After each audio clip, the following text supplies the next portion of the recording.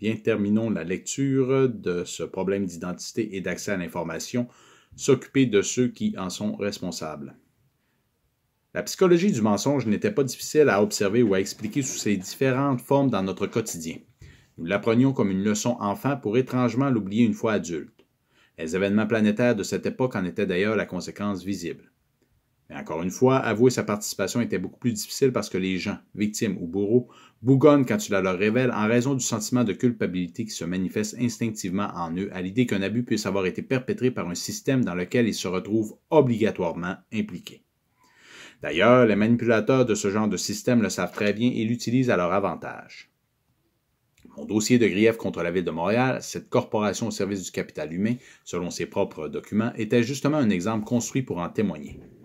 Et à titre d'auxiliaire corporatif col blanc, j'avais pu vivre et documenter la gangrène de cet agenda mondialiste de l'incompétence, toléré de façon inacceptable dans la gestion de la ville depuis beaucoup trop longtemps.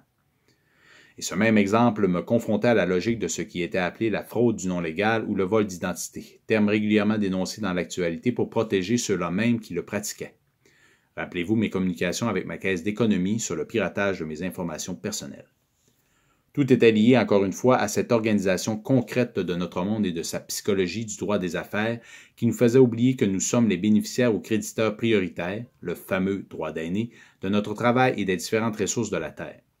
Le tout pour contourner sournoisement la responsabilité immuable des conséquences de nos actes face à un autre être vivant. L'astuce passait par la fabrication et l'usage de faux, en utilisant un langage à double sens et en manipulant la vertu et notre connaissance de la réalité.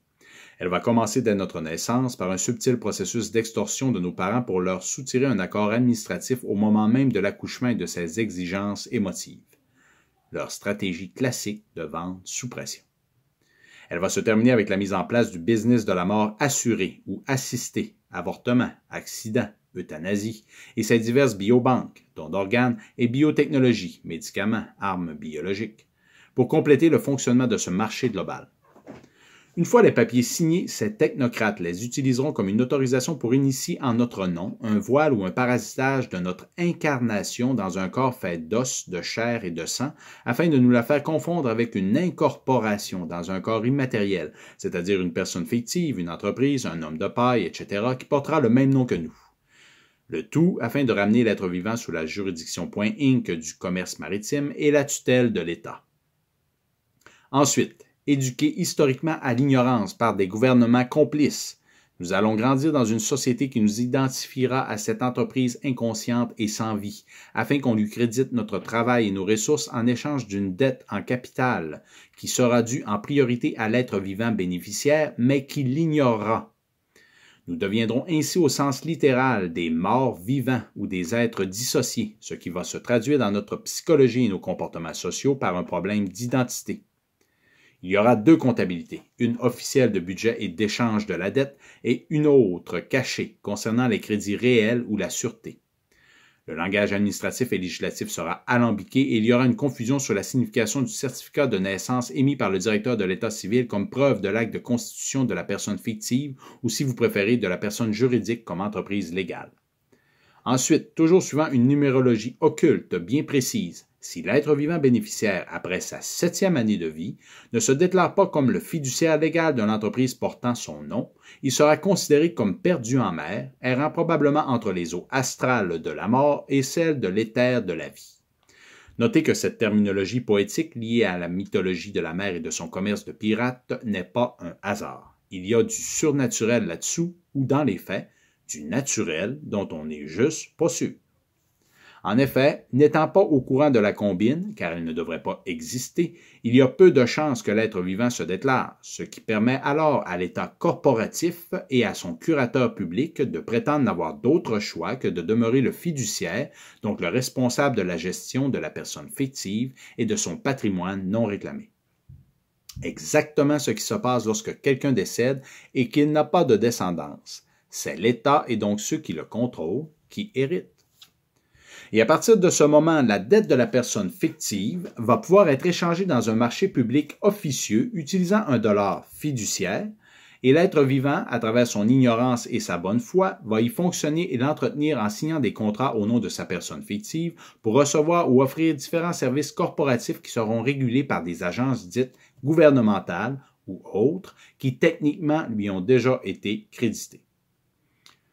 Ensuite, ce dernier va gentiment, au suivant la menace de la justice administrative statutaire des autorités et autres personnalités bénéficiant de cette arnaque, agir lui-même comme agent de recouvrement en repayant les factures adressées à cette entité portant le même nom que lui et dont il se croira responsable du fait de cette confusion légale ignoble.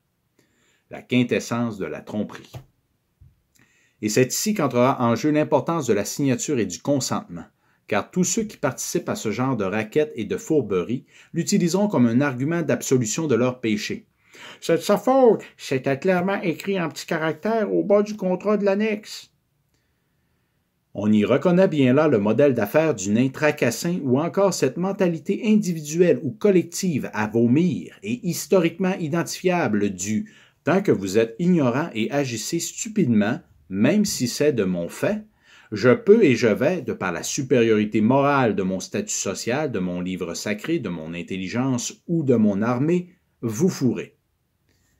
Dans les faits, cette fraude n'était que la simple et très habile reconfiguration politique et économique de l'esclavage, utilisant des moyens technologiques de plus en plus sophistiqués pour manipuler nos pensées et nos corps physiques, ayant comme objectif la forme de contrôle parasitaire ultime, celle où l'être vivant collabore à entretenir et à défendre sa prison et son geôlier, croyant au naturel de sa mort, afin d'accepter l'artificiel de sa vie. Qui plus est, elle expliquait très bien cette obsession maladive de toutes ces forces sociales, politiques, économiques, scientifiques, technologiques et ésotériques d'un forum mondial qui poussait toujours plus vers le transhumanisme breveté, amenant les gens à s'identifier de plus en plus facilement à un avatar, un double d'eux-mêmes, comme à un objet numérique ou à un personnage technologique non genré pour consolider leur arnaque juridique et commerciale sur le vivant. Cela expliquait aussi très bien l'inconsistante et répétitive rhétorique des politiciens, ainsi que la protection systématique de leur immoralité par la justice ou de leur incompétence de gestion suite à leur passage privilégié et répétitif sur les conseils d'administration des nombreuses agences gouvernementales et autres grandes sociétés influentes de ce monde qui leur permettaient de s'enrichir. Cela expliquait aussi leur silence historique sur le contrôle privé de l'impression monétaire à lequel ils contribuaient pour le bénéfice des mêmes grandes richesses et autres organisations cooptées qui asservissaient depuis des lustres les peuples de ce monde, toujours pour cette couronne conquérante ou tout autre nom historique associé à cette grande compagnie de la baie d'Hudson, prête à vendre notre peau comme toutes les autres fourrures. Conclusion. Amnésie et ignorance, mauvaise juridiction et technocratie, fonction publique volontairement inefficace pour générer des factures et de l'endettement, abus de confiance ou délits d'initiés par de hauts fonctionnaires et leurs maîtres associés utilisant leur position privilégiée et leur mainmise des rouages du système pour dissimuler des comportements amoraux destructeurs. Inversion des valeurs et de la perception de la responsabilité et de l'autorité, accaparement de notre créativité et de nos ressources pour accumuler une richesse dont ils sont dépourvus afin de jouer au maître du monde.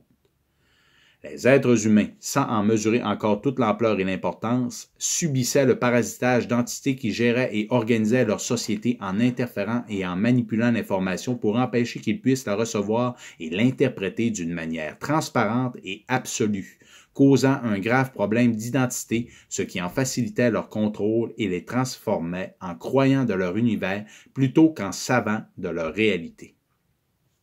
Mais là, comme vous êtes à même de le constater, l'arnaque ou le mensonge, peu importe la façon de le décrire, avait été révélé, ce qui logiquement, suivant la même mécanique du « faut pas que ça se sache », a entraîné une accélération des agendas et des événements politiques de cette guerre de désinformation que nous subissions par ceux qui en portaient le chapeau, ce qui a donné lieu au théâtre du Grand Réveil et de la Grande Réinitialisation. Maintenant, la question était simple à l'époque, y avait-il cette fois une nouvelle force en présence pour réellement bousculer le jeu habituel? Et pour votre père, ainsi que pour des millions de gens qui à leur rythme participaient et intégraient ce changement exceptionnel et conscient d'état profond, le comportement absurde et acharné des autorités politiques pour empêcher dès le départ le monde de savoir et de prescrire de vieux traitements antiparasitaires pour contrer leur maladie du vide avaient été suffisants pour révéler leur intention et indiquer tout naturellement la solution générale qu'il nous fallait suivre.